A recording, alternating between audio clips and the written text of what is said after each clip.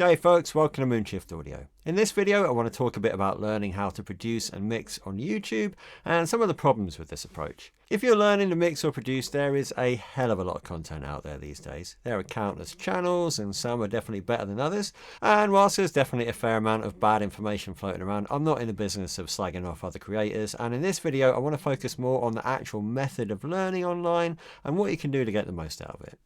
So the first issue that I want to talk about when it comes to learning on YouTube is something that I have seen a lot of people complaining about on Reddit threads and various forums that I frequent. And it's basically that a lot of the time the audio that you see people working on is just sort of too perfect, yeah? So you got a channel where they're showing you a mix down and they load in the audio that's been recorded in some amazing studio somewhere and everything's perhaps had a little bit of EQ or a little bit of compression on the way in. They've got thousands of pounds worth of mics in a really beautifully treated room or vocal booth, and they line up the tracks, work the faders a little bit, maybe do a little bit of panning, and it already sounds amazing. There is definitely a very strong argument to say that you should be trying to get as much sorted at the recording stage as possible or at the production stage. At the end of the day, that is how you end up with a really excellent mix, is starting with really excellent audio to begin with. But that isn't always within reach for everyone. Not everyone's got a treated room to record in, a $5 mic, a $2 preamp and a lovely compressor to record through. Sometimes it would be really useful to see videos made by someone working on a vocal that was recorded with a sort of cheap Audio-Technica condenser or something like that, you know what I mean? You know, the people who we see these big sessions from have usually got an assistant. They'll be prepping the audio, probably time aligning, tuning, editing the vocals, making sure the drums are all aligned and snap to grid. All of that prep is usually done if you're a sort of big ticket mix engineer with a Grammy sitting on the shelf behind you in your videos. A lot of people who are working day in, day out on average audio don't have the time to run a channel. One of the reasons behind this is if you've really made it and you're at the top of your game and you've got a Grammy sitting on the shelf behind you, it's likely that you've actually got a bit of spare time, if you want it, to make videos like this. You know, you've got an assistant prepping your sessions and you've got some really high profile content to show off. I think the kind of engineers who are working day in and day out on kind of average level audio probably don't have time to run a channel like this. And if they do, they probably haven't got these high profile mix sessions to show, you know, under the bonnet of the latest Billie Eilish mix or something like that. To be honest, I barely have time to make these videos. I certainly haven't got time to learn fancy editing techniques. You know, they do bring me some clients in, so for me it's worth it. And there's something that I really enjoy about sharing my knowledge and helping people to develop their own craft. You can find videos where it's not sort of that super pristine studio vocal. I did a tutorial video recently where I decided to record the vocal just with an SM58. And there's certainly other channels where you can find that sort of stuff. But even if it's not super pristine, one of the other issues with learning on YouTube is that it's not your audio that you're learning with. So even if you find someone sort of cleaning up a averagely recorded vocal that's kind of comparable to the sort of thing that you might record yourself at home, the issues they're working on aren't going to be the same issues you need to work on when it comes to your vocal. They might be taming harshness in the high end, whereas your issues might be muddiness in the low end. They might be cleaning up kind of background noise from some kind of fan or air conditioning in the room. You might have a quiet room that's got a real bad natural reverb to it. And once you got past those issues, you then got the issue that essentially you're learning how to mix someone else's voice. You're not learning how to mix your voice. You're learning how to mix within the context of their mix, not in the context of your mix. And really, if you just take things kind of as they come directly from YouTube, a lot of the time you don't really learn how to mix at all. One of the reasons for this is that people are looking for formulas. When you're first starting to learn to mix or produce, if you don't know where to start and you maybe haven't tuned in your ear yet, a lot of people just want a formula. They want, okay, so whenever it's a vocal, I need to compress like this and EQ like this. Or whenever I'm treating a kick drum, I need to boost here and cut here in the EQ. And I get it, like there's something very comforting about having someone telling you this is how you do it, but the reality is that isn't how it works. What you need to do is to be listening and identifying the problems and identifying how you can bring the most out of every sound and treating every sound as an individual sound. And you need to be doing that in the context of the mix. People are very keen on formulas and YouTubers are looking for views. So what are they going to do? They're going to give you formulas. I am pretty confident that if I put a video up saying, okay, in 10 minutes, I'm going to show you how to mix any vocal perfectly, I bet quite a few people would watch that. But in reality, it'd be a load of bollocks, because I can't teach you how to mix every vocal in 10 minutes. I can barely teach you how to mix one vocal in 10 minutes. And that same vocal in another track is going to require different processing to get it to sit with the other elements in that mix. So you're starting to get a sense of why perhaps just learning on YouTube might not be enough. Another issue that we have in this space is it's all one way. It's all me to you. You know, like, let's say you find a video that's really, really useful, right? It's showing you a technique that you think is going to really, really help you, and you're going to be able to apply it in your productions, but you can't ask a question. There are some YouTubers who are really good at getting back to people, but not that many people are going to take the time to sort of listen to your mix and tell you if what you're doing is right in the context of that. It's all kind of like surface level stuff. So you don't know for sure if you're doing it right. And what's even more dangerous than that is that you could be doing it wrong, think you're doing it right, and you'll never know. So you pick up bad habits and they'll stick because they're completely unchecked. And you're not going to pick up on it yourself because you don't know any better. One thing that YouTube can be good at is showing you new plugins. It's really great if you're thinking about investing in something new to find out how it sounds, how they work, different ways to apply it. But actually this in itself is a problem, because early on in your mixing journey, you probably don't need any new plugins, right? There are so many great ones in every DAW these days, and there's some really great free plugins. I did a video the other week where I swapped out every plugin in my vocal chain from a commercial mix that I'd done for a free equivalent, and it was seriously impressive. You can save yourself a lot of money by not buying plugins that you don't need.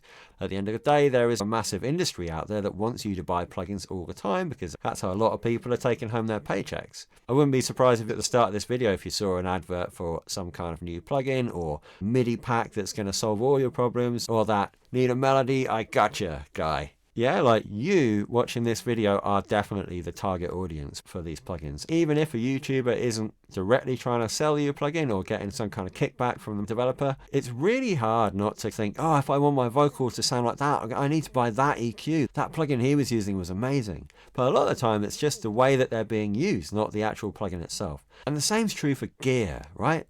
Like, especially on the sort of more high profile channels, you see people using these incredible bits of hardware or this amazing microphone or whatever, and it's really easy to think like, oh wow, if I bought that SSL Fusion and ran all my tracks through that, they'd all sound amazing. And the reality is, actually, you could do a lot of the same stuff with pretty basic plugins, and unless you're really building something and investing in it, it might not be a good use of your money. There is a caveat there, like, plugins and gear are really fun.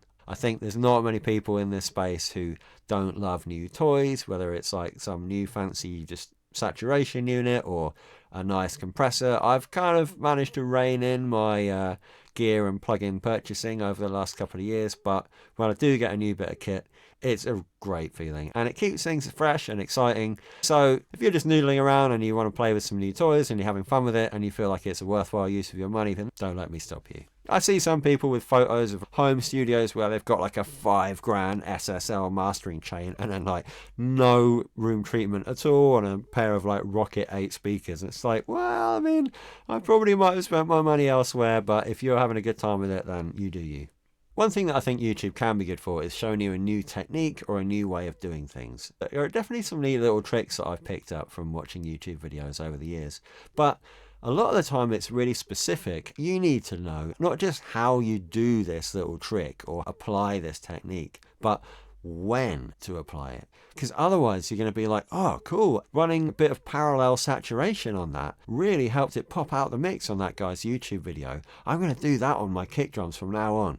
But the reality is, not every mix requires that. Yeah, you need to be listening to the context of the mix. Is the kick drum cutting through? What happens if I saturate that? Is it actually just bringing out a load of ugly harshness on the top? It's not always going to work. The most useful videos that I found have been when something's gone off in my head and going like, oh yeah, I can use that technique here, and I've got a specific situation in mind or a problem that I've encountered in the past, and it's like, oh yeah, next time I hit that problem, I'm going to try that technique. So it's really important to consider where you're going to apply what you learn. The next issue I want to talk about is the flavor of the month. Every so often you get like some kind of particular kind of buzzword or topic that suddenly everyone's talking about. And the way things work on YouTube and social media is things get recycled. Some particularly influential or high profile content creator will do a video about, I don't know, like a while ago it was luffs and loudness, and then suddenly everyone's talking about it, and then all the forums start popping up with people asking like, oh, it's like -14 luffs correct? And okay, that is a fair question, but bloody hell, it was the same question being asked again and again and again. I started to just get funny how many times I've seen that. After that, it was gain staging. The reality is that a lot of the time, it doesn't actually matter. We had saturation recently, you know, like over the last couple of years. Saturation plugins have started to get really good, and so everyone's talking about and showing off these nice saturators and distortions. And the concern is that if you start saturating everything, you can really ruin your mixes.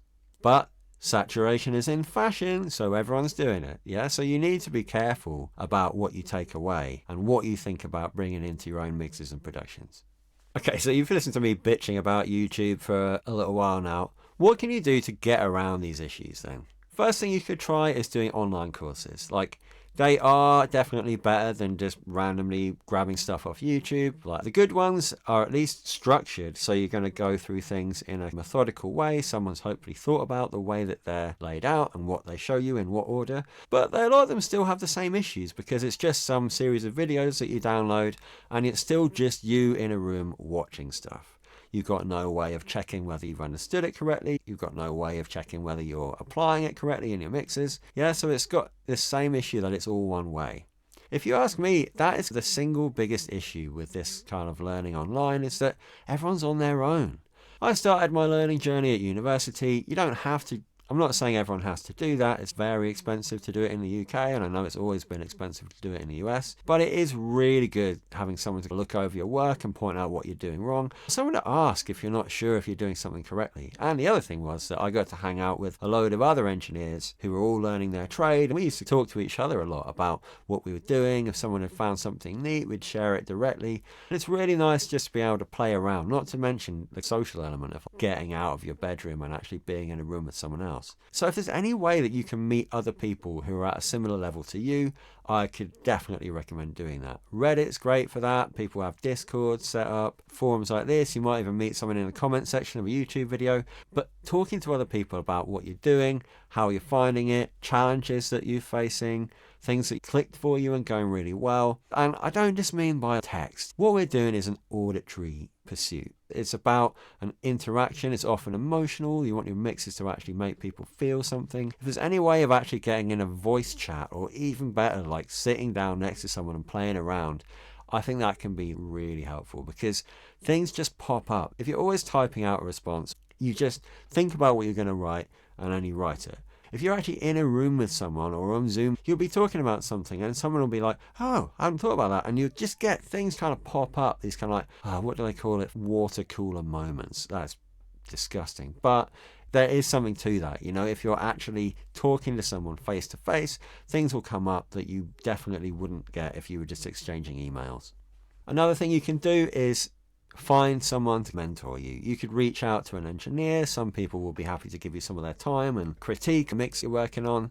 Others will actually offer a service specifically aimed at people like you. Now, I don't like being too salesy in these videos, but at the end of the day, this is how I earn my living, so it would be remiss of me not to mention that I offer a service where you can send me a track, I'll give it a professional mix here, and then I'll make you a personalized video, just like some of my other videos up on the channel, where I'll go through every plugin on every track, and I'll talk to you about where you're at with your mixing, so that I can kind of show you what you're doing wrong, what you're doing right, and I can show you some techniques that are really going to work on your material. So in that scenario, you actually do get someone looking at your vocal that was recorded in your studio, and you learn about the kind of issues that are going to be coming up again and again and how to fix them. It's definitely a fast track way to accelerate your learning. This video has been a little bit rambly, but I think if there's one thing that I would really like you to leave with, it's to talk to people. Yeah, this doesn't have to be a solo thing where everyone's sort of shut in their bedroom or in their home studio on their own. It's like watching videos and geeking out. Yeah, it can be a social thing, and by interacting with other people in a meaningful way, it can A, make it a lot more fun, and B, you can learn a lot more quickly. I think we're going to leave it there for this week, but please do like and subscribe for more tips, tricks, resources and downloads from me at Moonshift Audio. Till next time.